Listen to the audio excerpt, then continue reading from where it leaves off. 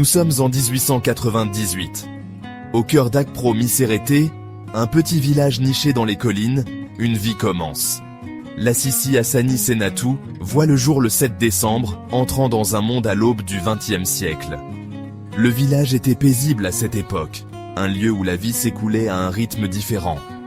L'air était rempli des sons de la nature, du bruissement des feuilles, des chants d'oiseaux. C'était un monde éclairé par des lampes à huile, où les histoires se transmettaient de génération en génération, à la lueur chaleureuse du feu. L'enfance de la Sissi est imprégnée de la simplicité de la vie villageoise. Ses journées sont rythmées par l'aide qu'elle apporte à sa famille dans les champs, s'occupant des cultures sous l'immense ciel africain. Les soirées sont consacrées aux réunions familiales, au partage d'histoires et de chansons sous un ciel étoilé. La vie était une affaire de communauté, d'expériences partagées et de soutien mutuel. C'était un monde où le temps semblait s'écouler plus lentement, où le rythme des saisons dictait le rythme de la vie. La Sissi a appris les traditions de ses ancêtres, les histoires de son peuple. Elle a absorbé la sagesse des anciens, les valeurs de respect, de travail acharné et d'amour pour la famille. Ces valeurs allaient devenir les pierres angulaires de sa vie, la guidant à travers les nombreux changements que le siècle à venir allait apporter. Née à une époque où les chevaux étaient bien plus nombreux que les voitures, la Sissi a été témoin d'un monde en pleine mutation à un rythme sans précédent. Le XXe siècle a apporté avec lui un tourbillon de changements, la technologie progressant à une vitesse vertigineuse. Le monde paisible de son enfance a été progressivement rattrapé par le rugissement des moteurs, la lueur de l'électricité, le bourdonnement constant du progrès. Le contraste entre ces premières années et le monde actuel est saisissant. Nous vivons dans un monde de communication instantanée, de connexion globale et de progrès technologiques rapides. Le rythme de vie s'est accéléré. Nos journées sont remplies d'un flot constant d'informations et d'activités. C'est un monde que la Sissi pouvait difficilement imaginer dans sa jeunesse. Pourtant, malgré ces changements radicaux, certaines choses restent constantes. L'importance de la famille, la valeur du travail acharné, le pouvoir de l'amour, ce sont des vérités intemporelles qui transcendent les générations. Tout au long de sa longue vie, la Sissi s'est accrochée à ces valeurs, les transmettant à ses enfants et petits-enfants. La Sissi a traversé une époque de changement immense, une époque où l'ancien monde rencontrait le nouveau. Elle a vu son pays évoluer, son village se transformer, le monde qui l'entourait se métamorphoser. À travers tout cela, elle est restée un phare de force et de résilience, s'adaptant au temps changeant tout en s'accrochant aux traditions qui lui étaient chères. Sa vie a été un témoignage de la puissance durable de la sagesse ancestrale. Les valeurs qu'elle a apprises dans sa jeunesse, le respect des aînés, l'amour de la famille, l'importance de la communauté, ont continué à la guider, alors même que le monde qui l'entourait se modernisait.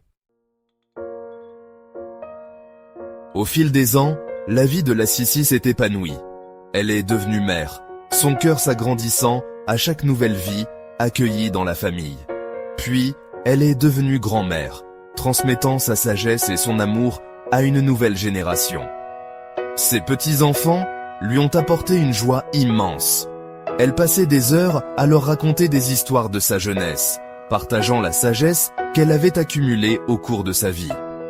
L'héritage de la Sissi n'est pas celui de grandes réalisations ou de succès matériels, mais de quelque chose de bien plus profond, l'amour. Son amour pour sa famille, sa force inébranlable, sa sagesse discrète, ce sont les trésors qu'elle a transmis. Son histoire nous rappelle que la véritable mesure d'une vie ne se trouve pas dans ce que nous acquérons, mais dans ce que nous donnons. C'est un témoignage de la puissance durable de la famille, de l'importance de la tradition et de la beauté d'une vie vécue avec amour et détermination. Maman, eta miro adama iro. Adama ifenya ya. Eta miro do. So, iya de jimi kwe wa finye mo. Ya le jimi. Để chìm khi có gặp này mà. Phía mi. Ý nghĩa qua được trong bối trong thì cái bạc này nghĩa qua gì lắm. Phía tây mi su bagba, phía mi su bagba. Mi sẽ tì. Mi se te phía. Mi sẽ tì. Rồi phải phụ quê à pata. Ok anh cho này. Những có te ba mi ton. Baba trên nó là xí xí. Đã bố trên nó cố được nó cổ. Mi su có ite có mi su. Nhiều số này sẽ ra tụ. Ba iya mi ton ro. Ý là trên nó đã gì làm được không? Iya mi ton yi mi abe fo. Iya le ji mi. Ý là trên. Em nói như baba bài. Dada o. Đã rồi nhá phổ về. Mà hồi tầng đấy quay cổ phim này mới xin nó lên nè. Em nói như thế là nhá phổ về. De mi ade mi ko mi ti so mi. Mi ko mi ton pese mi. Aboyo. Bo adama yin lo e te hen mi kaka no ke fun ya mi ayo yin no. E te hen aka mi ton adama yin. À. Là baba chơi quay nhon uwe mo nhon. Uwe wa mo yi ake do phim này mà. Bo e jimi do e jimi. Baba chơi e be program ne ko uwe do go awe gbe. Uwe yen do go. Ga ni go mi ma de yun. Ko ya mi ton po. Ko ya che ko pe bi kene we phim ne wa hun to. O de bo se nukun bo hun. Bo do yon nu. Bo do ho. Adama yin fun. Adama phim ne me ma adama to fu e ma yo po ko ma de yun so fu le mo ro. Phim ne ni ma so phim ne. Ima yo ke nyo abi mi lo. Ye ma ye nyo wa bi la mi. Fun to yi mi lo. Phim ne to yo mi lo. Ga mi wa gbe ba je uwe wa yin le mo ro. Ko se gbe die do fi. Mi lo yan alada yin lo ko yan ho fi lo po lo. E lo kan zungodo. Podo mra hu po uwe do po fi ne. Iya kere we ni zungodo mra hu. Uwe to po fun ne. Uwe do po fi ne. Mi nu wa gbe mi lo yi fi ne. Be adama yin be ke ya mi ton pa. Iya je we pa mo. Fi ya je ne do ri ye lo wa ye la mo ton bo ton. Fi le no mo do di ati ni. Le lo ku no fun no ho ni kaka bo de su re ko sen go. E po ga go yi pe se gbe baba se ko. Ba piye ni te piye yin to fun na mi ni te piye. Piye no vi ni no se sin vi yin piye ma. E be so ba yin no mi tan yo no vi no ko be no. Ye no le no mo no yo. No se pa e ma do. We piye de ku. Wa yin piye de ku ni. Ba piye si baba te yin na mi. No da ho e ma. Abi. No se da ho. Be wa be yin no mi tan ku adodo. Adodo ni. Fun mi adomi tan e ton son ni gba pa ni. Mucha ru pa wa de wo si ma yin ga do fu lo mi. Lo mo wa no mi do. Tới buổi đêm ăn nhiều này để qua được nhiều này như đồ bi này nãy ngồi đây mà các ca nó đâu giấu mà đồ năm mình đi quay. Yo mi na ko ma yin ko mi ton. Ko de ka bi mi te mi adom ko de mi adom mi ni. Bo mu ja sin baba ja mu ja me ba nya ba yin no mi nya yin no. Mu ja so ba yin na mi ni mo. Be nyu fi ma to yin ko. Be mu ja so yin o fi na mi mu ja so yin no. Gaji. Be ya mi ko fi adodo adama fun e lowo. Pata. Be do mi do kan de piye kuti bo mi fi tikire di mi do dada mi ton ko gbe mi je yi dada mi ton ko gbe mi je yi be dada mi dada ko gbe mi je yi ne ru gbegbe bo ta fa mi mi na da bo na fa mi ta mi yan ko mi ko je ton to segbe do samedi we na di tio yan di piye bo afora ko yan da distance mi be yan idon bo mo segbe ro mi so papa je idon bo mi fi li ke mi na ho do mi bo se do ya mi so hon to mu be ino fi la yan hon to ya mi ton di segbe hen ra wa bo na mo ani ta si to fun ne bo na mo ton po anu ya mi ton bo na ton gbo fi mi fi de re bo ya mi ton son ko ni ro to edo bu me so ma mo do na wo na zeton na be yo ko ni se to me pon nugbo adama yin ya mi ton ko pa piye de ko be yin pa mi ton we di mi be mi fi bi complete di mi je data ko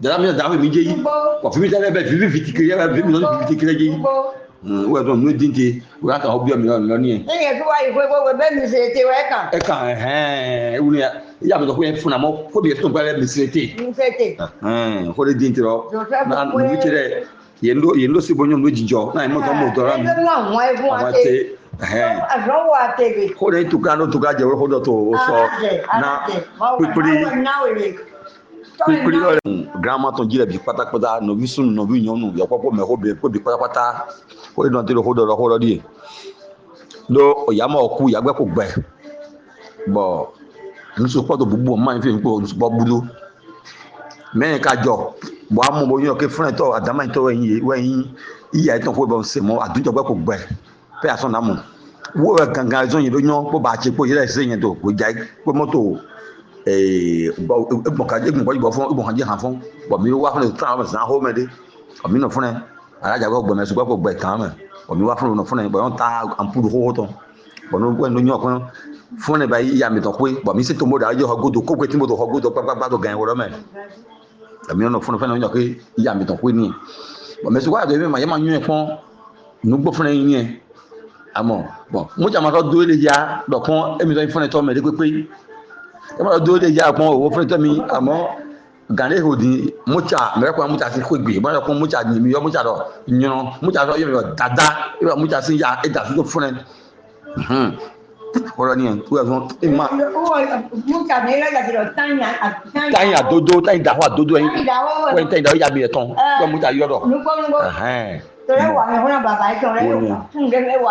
wɛ zɔn fɔlɔ fi fɔ jɛ fɔlɔ mi to sise ne wɛ don dɔ ɛmɛ ma dɔ kɔɛ na ma dɔ kɔɛ dandan ma dɔ kɔɛ jɔmɛ ma dɔ kɔɛ jɔ dandan bra mɔ yi mɛ dɔ granmasin iyakoe imi yɔn granmasin iyakoe wɛ kó anyɔ kó etɔn wɔ fi tɔn agbe ba etɔn kó yan wɛ na mi bɛ tiɲɛ kɔn sɛgbe lɔ granma so kpakpa dzi dɔn sɛgbe mi bɛ sɔn gan do kpɔmɛ gan wɛ kɛkɛ gan de granma ewɔ so ɛna yi dɔn ba yi ɛtɔn si pɔntonu bɔn mi yàn kɔ koto fúnɛ samedi yàmi tó yɛ n'a yi bɔn an bɛ denison si fúnɛ yàn nɔ fúnɛ ma ye denison si kpɔ ban nɔ fúnɛ bɔn ale ka granma ma dzi to samedi sɛgbe ne bɛ sɔn gan do kpɔmɛ yɛrɛ ze bɔn yàn yi ka yi dɔn ma se yan fɔntɔn mɛ kɔnɔ jaja an kɔn mɛrɛ si vivi lɛ di ye bɔn mi yàn nɔ fɔntɔn yɛ tɔntɔn fi yɛ tɔn ze a do tɔn tɔntɔn pe yɛ tɔn yà dodo te yɛrɛ nɔ fúnɛ mi yàn nɔ fɛn kpekpo kɛkɛ gɛn o de mɛ hana mini mɔ kɔn yasi tiɲɛ yɛrɛ hana mama vi yɛrɛ nɔ fi bose kɔ yɛrɛ hana ano ba n tɛ ano do yàtò hoe mama vi yɛrɛ nɔ fi bose tiɲɛ yɛrɛ hana ano ba n tɛ ano di yinɔ to ye mi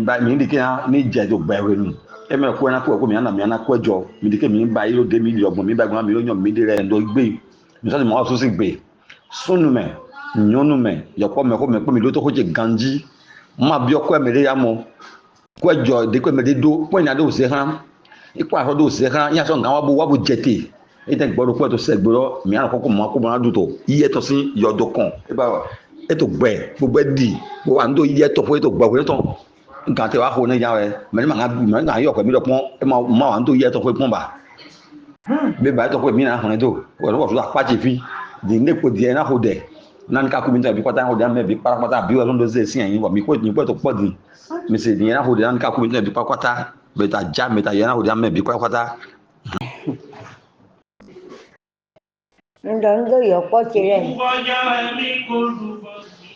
de ta jáde ayɔ kó de la tɛ o ye bòbí dɔnna mi ye enya nu mi nyɔ de lɔ fu de yasɔ dzi ye eye ɖoko yɛ tɔ ye ena nu mi nyɔ mɛ ta dza mɛ ta yɔ yeli yɛ do ayi ha mɛ bo yɛ do gbigbɔgbo